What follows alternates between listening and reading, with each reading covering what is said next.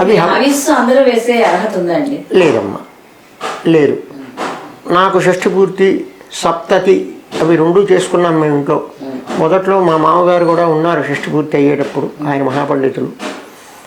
ఈవిడ పక్కన కూర్చున్న ఋత్విక్కే వేయటం కానీ ఆవిడ వేయటం లేదు. ఇప్పుడు అన్ని వర్ణాల వాళ్ళు ఈ హోమంలో ద్రవ్యాలు వేయచ్చా? అప్పుడు అది గుష్యం అవుతుంది. అంటే సంస్కృతంలో అశ్వం, తెలుగులో గుర్రం, ఈ రెండు కలిపితే గుష్యం. ప్రయోజనం ఉండాలి. ఇప్పుడు మనంతరం మనం చేయటం కాదు కదా, దానిలో వేస్తే సుకృతం వస్తుందని ఎక్కడైనా చెప్పి ఉంటే స్త్రీలు కూడా, అప్పుడు దాన్ని మనం ప్రోత్సహిద్దాం.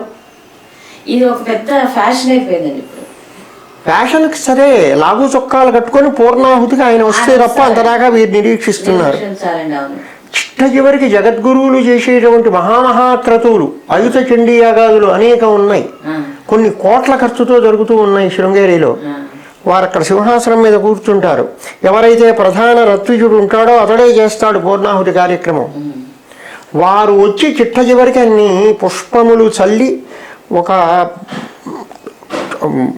సాఫుగా ఉన్నటువంటి ఒక చెక్కని పరుస్తారు. దాని మీద పడుకొని సాష్టాంగం చేసి నమస్కారం చేసి వచ్చి యువతలు కూర్చుంటారు. ఎవరు ఏది చెయ్యాలో దాన్ని చెయ్యాలి. ఇప్పుడు ఇక్కడ పెట్టుకోవడం, దాంట్లో అన్ని వేసేయడం, నెయ్యి కూడా ఆడవాళ్ళు వేయడం నేను చూసానండి. లేదమ్మా, అంటే చేసేదాన్ని మనం ఏం చేయలేము. మీరెవరు చెప్పడానికి పూర్తిగా సామాన్యమైన దోషం కాదు, అవిధినాకృతం అకృతమే కాదు, దానివల్ల ప్రయోజనం లేదు. కొంత ద్రవ్యధ్వంసం కలుగుతున్నది అంటే కొన్ని కొయ్య పేళ్ళు కొన్ని తగలబడటం, కొంత నెయ్యి కొంత తగలబడటం, ఇదే ప్రయోజనం తప్ప మనం ఏదో చేసుకున్నాము అని అనుకోవటం చాలా పొరపాటు. అంతేకాదు, మన వాళ్ళు పేర్లు చెప్పాను ఇప్పుడు నేను. ఆడవాళ్ళు కొంతమంది మంత్రపుష్పం చదువుతున్నారు. ఇక్కడనే మా బంగారయ్య దగ్గరనే చదువుతూ ఉంటే నేను అప్పుడే విన్న క్షణంలోనే ప్రతిఘటించి మాట్లాడటం అనే సల్లక్షణమో దుర్లక్షణమో నా దగ్గర ఉంది. అప్పుడు నేను చెప్పా, అమ్మా మీరు మానేరో నాకు తెలియదు, కానీ ఇలా చదివినందువల్ల మీకు అనర్థమే తప్ప అర్థం రాదు. మంత్రభాగాన్ని ఉచ్చరించడానికి మీకు ఉపనయనం కాలేదు కనుక మీరు చదవద్దు. అంతకంటే గొప్పమైనటువంటి స్తోత్రాలు అనేకం ఉన్నాయి. భగవత్పాదుల వారు రచించినటువంటి స్తోత్రాలు అనేకం ఉన్నాయి. వాటిని చదువుకోవచ్చు కదా. వేర మంత్రాల్ని చదవమని మీకు ఎక్కడైనా అభ్యనుజ్ఞ కనిపిస్తే ఒక్క యజ్ఞయాగారి క్రతువులప్పుడు ఆ సోమిదేవమ్మ గారు చదవవలసినటువంటి మంత్రాలు కొన్ని ఉంటాయి. అవి అప్పుడు అనిపిస్తారు అంతే. తర్వాత మళ్ళీ యజ్ఞం లేనప్పుడు ఆవిడ చదవటానికి ఆవిడకే హక్కు లేదు. ఇది కట్టుబాటు అనేది అలా ఉంటుంది. కనుక అవి ప్రయోజన రహితము, అనర్థకము. ఇప్పుడు వాళ్ళు వేసినందువల్ల వాళ్ళకు ఉపయోగం లేకపోగా ఈ చేసేటువంటి క్రతువు సర్వనాశనం అయిపోతుంది. ఇప్పుడు మీరు ఏదైనా గుళ్ళోకి వెళ్ళారు, అక్కడ అర్చకుడు ఆయన పెద్దగా చదువుకున్నవాడో కాడో మనకి తెలియదు. ఆయనకిచ్చి స్వామి అక్కడ ఇదిగో నా గోత్రం ఇది, సూత్రం ఇది, మీరు అక్కడ పూజ చేయించండి అని అంటున్నామే. ఈ మాత్రం విజ్ఞత మన ఇంట్లో చేసుకునేటువంటి కార్యక్రమాల్లో ఎందుకని ఉండటంలే?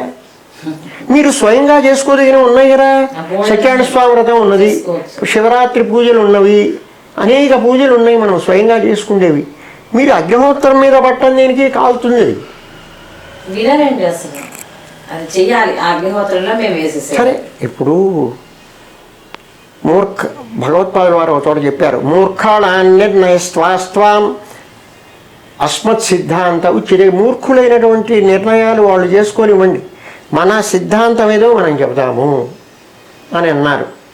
అట్లానే మనం చెప్పేదాన్ని ఎందరూ అనుసరిస్తారు అని కాదు, ప్రామాణికమైనటువంటి విధానము ఏది అనే దాన్ని గురించి ఇక్కడ మనం చర్చ. మన ఛానల్లో ప్రసారమవుతున్న అన్ని భక్తి కార్యక్రమాలు మరియు ఇతర కార్యక్రమాల లింకు మీ మొబైల్కి రావాలి అనుకుంటే డిస్క్రిప్షన్లో ఉన్న మా వాట్సాప్ గ్రూప్లో జాయిన్ అవ్వండి.